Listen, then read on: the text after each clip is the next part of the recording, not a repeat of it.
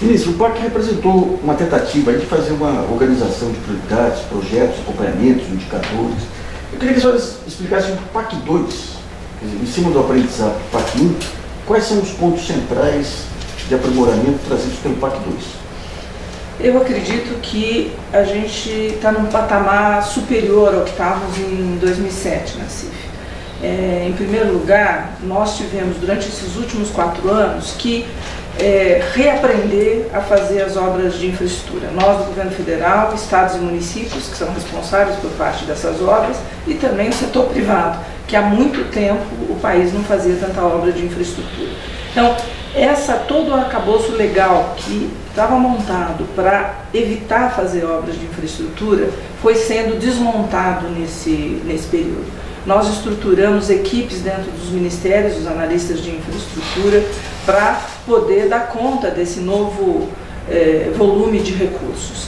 E conseguimos, eu acho, um patamar bastante importante de execução. Nós conseguimos 82% de execução de conclusão de obras e 97% do que estava previsto desembolsar, o que é um resultado bastante significativo. O que nos coloca agora um outro patamar, né? Nós subimos um degrau, mas nós precisamos melhorar ainda mais a questão dos projetos, a questão dos projetos de arquitetura e de engenharia.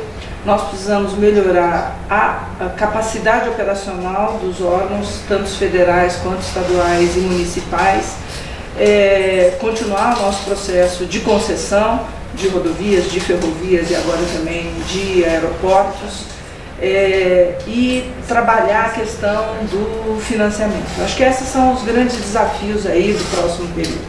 Em relação às prefeituras, aí, o que se via no primeiro PAC aí era uma carência de projetos.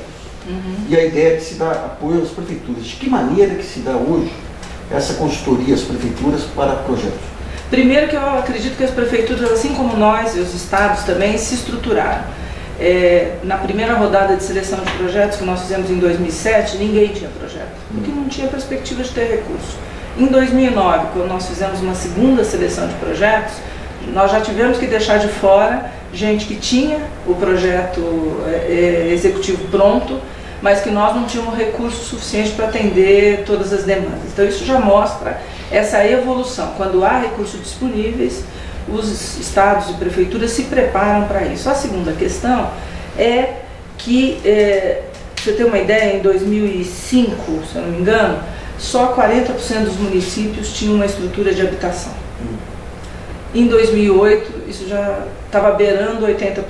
A gente não tem o dado mais recente. O que mostra também que a previsibilidade de recursos, a disponibilidade de recursos, obrigou as prefeituras a se estruturar nas áreas em que a gente foi abrindo possibilidades de novas áreas de intervenção aí pelas prefeituras. Então, eu acho que houve já, especialmente por parte das prefeituras maiores, uma estruturação de equipes para dar conta desse novo desafio. E nós estamos fazendo agora, devemos abrir agora no segundo semestre, um curso de administração pública, um curso de graduação reconhecido pelo MEC e que nós vamos oferecer 30 mil vagas para os municípios, exatamente para formar técnicos das prefeituras num amplo leque aí de temas relacionados à administração pública. Curso à distância ou em Brasília? Curso à distância. Ah, tá. Curso à distância. Por isso, só um dos pontos que tem se criticado a morosidade dos projetos é esse saneamento. O que está acontecendo? Na verdade, eu acho que há um engano em relação a isso, porque não há um entendimento do ciclo de uma obra. Nenhuma obra fica pronta em um ano. Você tem que fazer projeto executivo, licitar. Nós estamos na área pública. Então, para eu fazer o projeto, eu preciso licitar. 3 meses com boa vontade. Mais 3 meses para um projeto executivo, 5 meses para um projeto básico, 5 para um projeto executivo. Depois eu tenho que licitar a obra, com boa vontade, mais 3 meses. E aí a obra em si. E há obras, por exemplo, no norte do país, em que você só consegue fazer em 6 meses, porque nos outros 6 meses chove muito e você não consegue fazer as obras. Então, acho que eu preciso olhar o ciclo inteiro de obras para saber se isso está andando ou não. Tem morosidade? Claro que tem. Tem aprendizado? É claro que tem. Por exemplo, na área de projetos. O Brasil não tinha, está se estruturando agora, para ter empresas de consultoria para fazer projetos na qualidade e na quantidade que o PAC está exigindo. Então é muito comum uma empresa largar um contrato porque tem um outro mais vantajoso. Vale para projeto, mas também vale para as empresas responsáveis pelas obras. Isso tudo nós tivemos que reestruturar nosso mercado de empresas de projeto e de empresas de construção civil. Como você sabe, é uma disputa no mercado, tanto por engenheiros quanto para peão de obra, exatamente por essa quantidade de obras que o PAC está fazendo no país. Luiz, um dos pontos que o PAC trouxe foi essa articulação, tem o SUS e outros, essa articulação do governo federal, estaduais e municipais.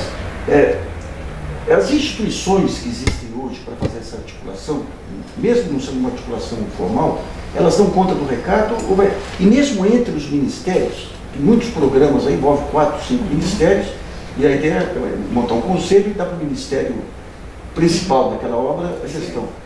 Esse arranjo institucional dá conta ou vai ter que ter aprimoramentos mais à frente? Olha, nós já tivemos que inovar muito nesses últimos anos, né? Eu chamo essa articulação que você chama, articulação horizontal no âmbito do governo federal e vertical com as demais instâncias, com os mais entes federados. Então, no governo federal, nós temos várias experiências de articulação dos vários ministérios que eu acredito que tiveram bastante sucesso. E que não foge disso de você ter uma câmara de gestão onde se reúne regularmente para acompanhar, tanto para formular quanto para fazer o acompanhamento. No que se refere à articulação com estados e municípios, nós fizemos algumas inovações com o PAC. A primeira delas foi o processo de seleção, em que os municípios se inscreviam, estados também, e nós fazíamos uma discussão sobre a prioridade, reuniões presenciais em Brasília para discutir o que tinha projeto mesmo, o que era estratégico, o que tinha âmbito regional, que a gente priorizava exatamente pelo âmbito, né, de atuação do projeto. E no momento de monitoramento, nós primeiro começamos fazendo videoconferências. Não dá para levar todo mês o município para Brasília para discutir as coisas. Então nós fazíamos videoconferências estaduais, às vezes regionais, em estados que têm um número muito grande de municípios, como por exemplo São Paulo, para discutir o andamento das coisas. O projeto foi entregue, não foi, o que está acontecendo e tal.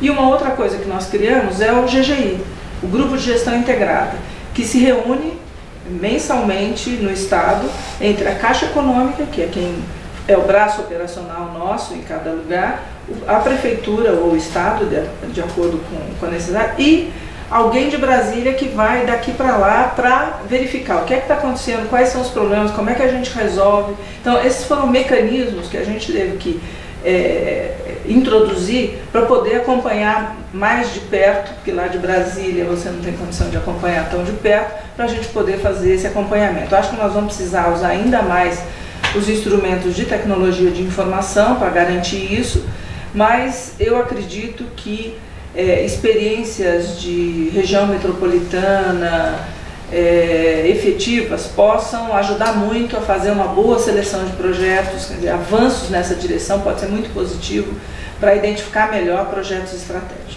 Luiz, foi montada a Câmara de Gestão aí, com representantes da sociedade civil, do setor privado, e pelo que se entendeu lá, o papel dela vai ser assessorar a melhoria de processos em áreas críticas. Eu queria saber até agora o que tem de concreto e também um mapeamento desses setores mais críticos da administração. Então, assim, nós instalamos a Câmara no final de maio, né, que a presidenta criou a Câmara, teve uma primeira etapa em que ela é uma Câmara paritária, né, nós temos 4 empresários e 4 ministros, onde a gente fez um primeiro nivelamento, divisão a respeito das atribuições, o regimento da Câmara, enfim, qual era o nosso grande objetivo, afinar entre as partes o nosso objetivo, que é exatamente garantir melhores condições de gestão para a administração pública federal. Feito esse, nivelamento de expectativas, nós começamos a discutir quais são os critérios para a gente adotar onde nós íamos começar primeiro. E aí adotamos o critério de áreas maiores, com mais recursos e com maior impacto para a sociedade. Por isso nós escolhemos a área de saúde, especialmente a questão de logística e de medicamentos, onde o custo disso é muito alto. Na área da justiça também, para os seus mecanismos internos, e o Ministério dos Transportes, especialmente o DENIT, mas também a Valec e o próprio Ministério. Essas são as nossas grandes prioridades, digamos, setoriais. Além disso, também esse trabalho está sendo feito na Infraero, também pelos motivos relativos à necessária expansão e melhoria da qualidade dos serviços nos aeroportos. A Caixa Econômica também está fazendo um trabalho semelhante. Esses são, digamos, os setoriais. Inicialmente tinha sido colocada a necessidade de colocar a Previdência. E aí nós levamos os empresários para conhecer o que nós fizemos no atendimento ao público do INSS. O Dr. Gerdau, que é o presidente da Câmara, ficou mais de 4 horas lá no INSS conhecendo a sala de acompanhamento que verifica para cada agência quem é que está fora do padrão estabelecido, onde é possível controlar e ligar para o gerente e responder por que aí está atrasado. Na hora é possível ligar. É um acompanhamento permanente que é feito em Brasília, de cada uma das regionais, de cada agência, para ver quem é que está fora do padrão e analisar essa situação e tomar medidas necessárias. Então, ninguém falava, sei lá, 8 anos atrás, que era possível não ter mais fila para ser atendido na Previdência, agora marca por telefone. Então, por isso foi descartada a Previdência, quer dizer, é um momento importante de também a sociedade conhecer aquilo que o governo já está fazendo bem, exatamente porque investiu nisso. E nós faremos também um trabalho que eu chamo transversal em toda a administração pública federal, que é escolher alguns processos comuns e atacá-los em todos os ministérios. Então esse vai ser feito também. Compra de passagem aérea, tipo? Por exemplo, é um dos exemplos, mas tem vários outros que vários ministérios já avançaram. Então o que nós vamos fazer? O MEC avançou no FNDE, fizeram inclusive um bonito seminário a semana passada em Brasília, mostrando os avanços de gestão na aquisição de insumos. Então nós vamos colocar isso como um parâmetro e mostrar para os demais ministérios, olha, é possível fazer assim. E com isso você consegue espraiar no conjunto da administração pública essas boas práticas. Agora eu pergunto o seguinte, os empresários são bem-sucedidos em suas áreas, têm compromisso com gestão, qualidade, mas não têm conhecimento profundo, porque não é o seu métier, das características do setor público. Que tipo de contribuição, o que eles trazem mais? Um aval ou ideias também? Não, eu acredito que também ideias, porque os empresários, na verdade, estão ali representando a sociedade. E, portanto, uma avaliação do que o governo, de pontos críticos que o governo deveria atacar. Então isso nos ajuda porque é o olhar externo. Então esse olhar externo acho que é muito importante. Por exemplo, um outro bloco importante, parte dele já resolvido com o programa Brasil Maior, é a nossa competitividade. A Câmara é de gestão e competitividade. Então, aqui nós temos avanços com o Brasil Maior e também o MIDIC está usando o BSC. Alinhou todos os seus órgãos vinculados em cima de metas, indicadores claros que vai ser acompanhado. Isso é muito importante também os empresários saberem isso. E eu acredito também que com novas metodologias. Eu acredito que há avanços, há experiências importantes na iniciativa privada que podem servir de parâmetro também para nós do setor público. E os próprios empresários que participam da Câmara sempre reafirmam: quem entende de administração pública são vocês, das especificidades. O que é importante é a gente ter em comum o foco no cidadão, o foco no usuário, aí tanto o usuário, cidadão, como pessoa física, tanto como o usuário empresário que também usa os serviços do governo. Ministro, para acompanhar os trabalhos da Câmara de Gestão, do PAC, tudo, tem endereços na internet, tem atas, Tem, mas nós estamos estruturando um pouco isso, porque nós estamos muito... Era para a gente fazer reuniões bimensais, nós chegamos a fazer reuniões quinzenais, agora elas estão mensais, porque exatamente nós precisamos desse arranque inicial de como acompanhar, que áreas, decidimos que áreas acompanhar, então, mas certamente colocaremos mais adiante essas informações com maior transparência para a sociedade. Ministro, em 2002 foi criado o IRSA aí, no âmbito dos 2 países da América do Sul para discutir a integração da infraestrutura. E agora o IRSA foi incorporado pelo Unasul e como é o Brasil coordenar os trabalhos aí para o planejamento de 2012 a 2022. Quais os ganhos ou perdas dessa incorporação ao Unasul e quais os pontos centrais desse planejamento? Olha, eu acredito que o IRSA foi criado no mesmo âmbito da necessidade de relação na América do Sul. A necessidade de comércio, de nós potencializarmos nossos mercados e para isso é necessário uma integração também territorial e, portanto, das obras de infraestrutura. A carteira do IRSA é de mais de 500 projetos, mais de 60 concluídos, 150 em andamento. E os presidentes e presidentas, em novembro do ano passado, encomendaram, no âmbito da Unasul, uma atualização dessa carteira para esse período e uma priorização. Quais são aqueles que são estruturais para a integração regional. Esse ano o Brasil é o presidente pro tempore dessa comissão, então coube a nós, no Ministério do Planejamento, coordenar com os demais países esse plano regional, que tem 10 grandes eixos regionais, no sul com a Argentina, Uruguai e Paraguai, no norte com a Venezuela, são 10 eixos que reúnem os principais fluxos aí entre os países da América do Sul. E aí em novembro, não em outubro, nós vamos, digamos assim, bater o martelo com os ministros de todos os países nessa proposta. Um dos problemas que se via é que quando tinha obras transnacionais, havia muita dificuldade de financiamento porque os bancos tinham os padrões tradicionais que não enquadravam esse multinacionalismo. Já resolveu essa questão? Eu acredito que a gente deu passos importantes, tanto o BID quanto a CAF, que são bancos de desenvolvimento aqui para a América, estão priorizando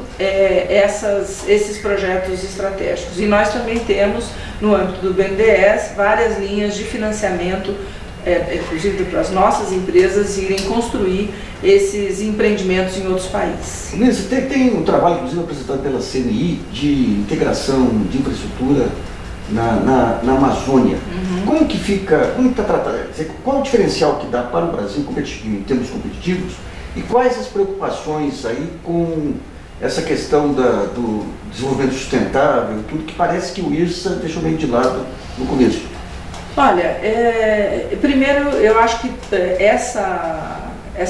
esse momento novo que nós estamos vivendo no Brasil e na América do Sul, de a gente se voltar primeiro para cá antes de olhar para a Europa, para os Estados Unidos, para os grandes centros, eu acho que é muito importante. Se a gente olhar, o BID fez um estudo recente mostrando que ele chama de 2 clusters na América Latina, um do México e outro do Brasil. Como nós aqui, o cluster do Brasil, que são os países da América do Sul, são menos dependentes de exportação, do seu comércio exterior, dos grandes centros, porque a gente se voltou para cá nos últimos momentos, nos últimos tempos, isso tem permitido um crescimento médio maior do PIB desses países, frente ao que acontece no cluster do México, que é mais dependente, portanto, sofreu com a crise internacional nos grandes centros. Então, só por isso já demonstra a importância dessa nossa integração regional também no âmbito da infraestrutura. Em relação à questão da Amazônia, eu acredito que é uma questão de timing, eu acho a questão da sustentabilidade, para nós isso é vital, e uma questão de adaptar que tipo de obras de infraestrutura vão fazer. Então, no caso da Amazônia, a hidrovia é o elemento central para garantir isso. É claro que temos rodovias também, mas aí não no meio da floresta. Mas a que está ligando já o Acre ao Peru, acho que é um bom exemplo de iniciativa que para nós é muito importante essa saída para o Pacífico. Ministro, em relação às ferrovias, elas estão num ritmo adequado ou precisam de um empurrão aí para acelerar essa integração do país? Eu acredito que com o PAC nós retomamos obras de ferrovia no país, né? Que o presidente Lula fez nos últimos 8 anos na Norte-Sul é mais do que tudo que foi feito em muitos e muitos anos no país.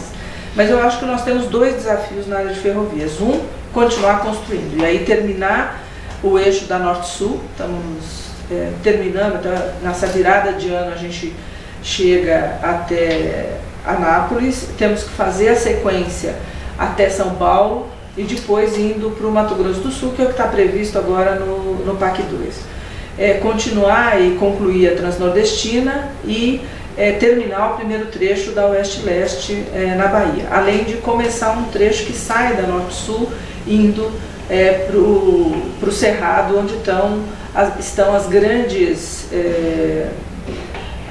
reservas de minério e as grandes plantações de grãos. Então, acho que esse é um primeiro caminho, que é a construção. O segundo é dar maior produtividade à malha ferroviária existente. Para isso, a NTT está fazendo uma série de mudanças, garantindo o direito de passagem, enfim, botando o dedo em questões importantes que os usuários do serviço de transporte ferroviário têm colocado como vital para a gente, de fato, transformar isso em um modal importante no transporte de mercadorias do país. A ideia de separar o trilho da operação? Nas ferrovias que estão sendo construídas pelo governo federal, sem dúvida. Sem dúvida. Acho que isso é muito importante. Ter um operador da malha ferroviária é muito importante. É nesse rumo que nós estamos andando. Ministro, esse processo de aprimoramento do serviço público, vocês optaram por pegar áreas críticas e aprimorar os processos, FUNASA, DENIT e tudo mais. Mas há um modelo de Estado aí que, num certo momento, vai ter que ser reformado, até para dar vazão aí a essa questão da mudança de foco, a não compartimentalização dos ministérios. A ENAP, que é a Escola Nacional de Administração Pública, ou algum órgão que está pensando numa reforma ou pelo menos no plano teórico, de forma mais radical? Olha, nós estamos trabalhando em diversas frentes, né? Uma delas, dessa de gestão, propriamente estrito sensu, outra no que se refere a uma reestruturação que a gente vem fazendo nos últimos anos das carreiras do serviço público. Estamos trabalhando na direção de carreiras transversais e não uma carreira para cada um dos ministérios. Então, tem carreira de administrativo na saúde, uma na educação. Tem muito mais sentido eu ter carreiras transversais. A de analista de infraestrutura foi exatamente um passo importante nisso. Então, é o mesmo cargo no transporte, na integração, em portos, em cidades, enfim, todos os ministérios de infraestrutura. Nós devemos fazer concurso agora, no segundo semestre, do analista de políticas sociais, com esta mesma lógica, e está no Congresso para ser aprovado da área administrativa, economistas, administradores e etc. Então, esse eu acho que é um outro passo importante, e a outra é o institucional, né, da estrutura organizacional propriamente dita. Essa é uma questão mais global que a gente ainda ela está na nossa expectativa, não temos nada nesse momento para anunciar. Em relação eu lembro que o ano passado o próprio Ministério estava tentando trabalhar formas, até em rede, aí, de colher sugestões para os PPAs e tudo mais. Como que avançou isso? Então, nós acabamos de entregar agora no dia 31 de agosto. Tem um caderno solto aqui. Obrigado, desculpa. Imagina. Nós acabamos de entregar agora no dia 31 de agosto ao Congresso o novo PPA para 2012, plano plurianual, né, de 2012 a 2015, que traz inovações importantes em relação à experiência anterior, que é tornar o PPA de fato um instrumento de definir o que o governo pretende fazer nos próximos 4 anos, e que isso fique claro para a sociedade de uma maneira simples e objetiva.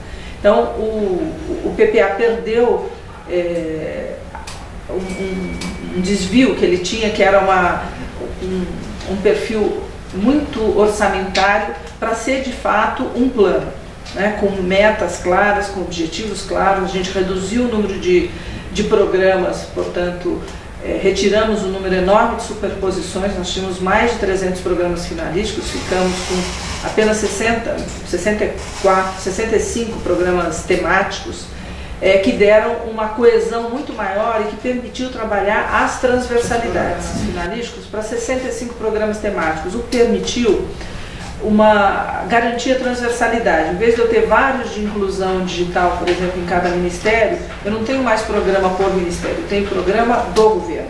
Então, todas as ações de crianças sobre criança e adolescente estão num único programa, todas as de inclusão digital num único programa, independente de que ministério participa na sua execução.